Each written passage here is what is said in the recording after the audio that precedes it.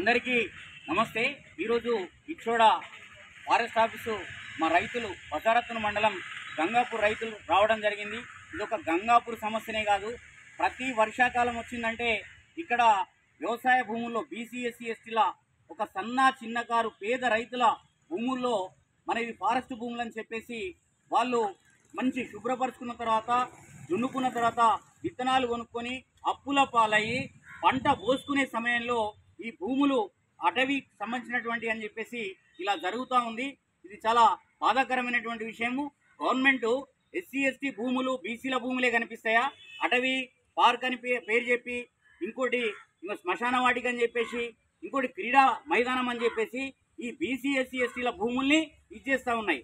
అట్లాగే వేల ఎకరాల ఫారెస్ట్ భూమిని కూడా డిఫారెస్ట్ చేసి ఈ గవర్నమెంట్ అనేక భవనాలు కడుతున్నాయి। కానీ ఈ పేద బీసీ ఎస్సీ ఎస్టీ రైతులు వాళ్ళ పుట్ట కోసం భూమిని కాపాడుతూ భూమిని రక్షిస్తూ ఆ భూమిలో వ్యవసాయాన్ని చేస్తూ ఆ వ్యవసాయంలో పంటలు పండించి నలుగురికి అన్నం పెడుతూ వాళ్ళు బతుకుతున్న సందర్భంగా ఈ తెలంగాణలో ఈ ఆదిలాబాద్ జిల్లాలో అటవీ భూములు అని పేరు చెప్పి ప్రతి సంవత్సరం ఈ అణగారిన వర్గాలైన బీసీ ఎస్సీ ఎస్టీల రైతులకు చాలా ఇబ్బంది జరుగుతుంది। డిఎఫ్ఓ గారు కానీ కలెక్టర్ గారు కానీ ఈ విషయంలో ప్రత్యేక చొరవ తీసుకోవాలి। ఇందుకు ఇప్పుడు విత్తనం నాటే సమయంలో వచ్చి భూముల్ని మాయవి అని చెప్పేస్తే ఎట్లా? 3 నెలల ముందు నోటీస్ ఇవ్వాలి కదా, అంతకుముందు చెప్పాలి కదా। సర్వేలో ఒక రకంగా చెప్పడము ఇప్పుడు ఇంకో రకంగా చెప్తే ఎట్లా? ఈ ఏమీ తెలియని అమాయక నిరక్షరాస్యులైన నిరుపేదలైన కటిక పేదలైన ఈ రైతుల పరిస్థితి ఏమని మేము అడుగుతా ఉన్నాం।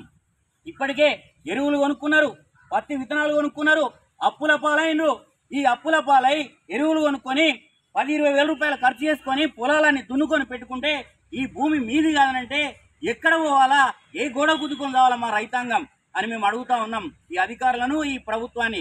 ఇక్కడ ఉన్న స్థానిక ఎమ్మెల్యే కానీ జిల్లా ఇన్ఛార్జ్ మంత్రి కానీ వీరు ప్రత్యేక చొరవ తీసుకొని ఇక్కడ ఉన్నటువంటి బసారత్న కావచ్చు, బోతు కావచ్చు, ఇచ్చోడ కావచ్చు, ఈ అటవీ భూముల పేరుతో ప్రతి సంవత్సరం జరుగుతున్నటువంటి ఈ ఇబ్బందికరమైనటువంటి పరిస్థితికి శాశ్వత పరిష్కారం చూపెట్టాలని మేము డిమాండ్ చేస్తూ ఉన్నాం। ఈ రైతాంగం చాలా ఇబ్బంది పడతా ఉన్నది। వాళ్ళు భూమి లేని సెంటు కుంట భూమి లేనటువంటి ఈ రైతుల పరిస్థితి ఏంది? 10% లేని వాళ్ళ దగ్గరనేమో భూమి సంపద రాజ్యం వేల ఎకరాలు 100 ఎకరాలు పడాపడ్డ భూములు కబ్జాలు చేస్తూ ఉన్నారు కదా, వాళ్ళ మీద పడండి, కబ్జాకోర్ల మీద పడండి। భూమిని సంవత్సరాలు కాదు 20 ఏళ్ళు 30 ఏళ్ళ నుంచి దున్నుకొని బతుకుతున్న ఈ రైతుల మీద వాళ్ళ పుట్టగొడితే ఏమి ఇది న్యాయం అంటారా? ఇది న్యాయం అంటారా? ఇది ప్రభుత్వం అంటారా?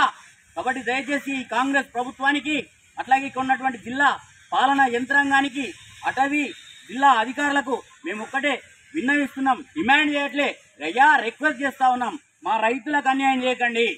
ఇప్పుడు ఆల్రెడీ ఖరీఫ్ సమయం ముంచుకొచ్చింది, విత్తనాలు కొనుక్కున్నారు, పంట భూమిలో విత్తనం విత్తుకునే సమయంలో ఇది మీది కాదనంటే మేము ఏ ఆకాశంకి చూసే పరిస్థితి వచ్చేసింది। ఇప్పుడు దయచేసి అర్థం చేసుకొని మా రైతులకు ఇక్కడ జిల్లా కలెక్టర్ కావచ్చు, ఇక్కడ జిల్లా అటవీ శాఖ అధికారి డిఎఫ్ఓ గారు కావచ్చు, అట్లాగే స్థానిక ఎమ్మెల్యే కావచ్చు, అట్లాగే జిల్లా ఇన్ఛార్జ్ మంత్రి గారు కావచ్చు, ఈ విషయంలో ప్రత్యేక చొరవ తీసుకొని ఏదైతే అటవీ శాఖ అధికారులు ఆ భూముల్లో గంగాపూర్ కావచ్చు, ఇంకో ఊరు కావచ్చు, అక్కడికి వెళ్ళి ఆ భూములను అందులో వ్యవసాయ పనులు ఆపుతున్నారో ఆ వ్యవసాయ పనులను ఆపడాన్ని వెంటనే విరమించుకొని ఆ రైతులు కాస్తు చేసుకునే అవకాశం ఇవ్వాలని మేము మీకు సవినయంగా కోరుతా ఉన్నాం। Thank you.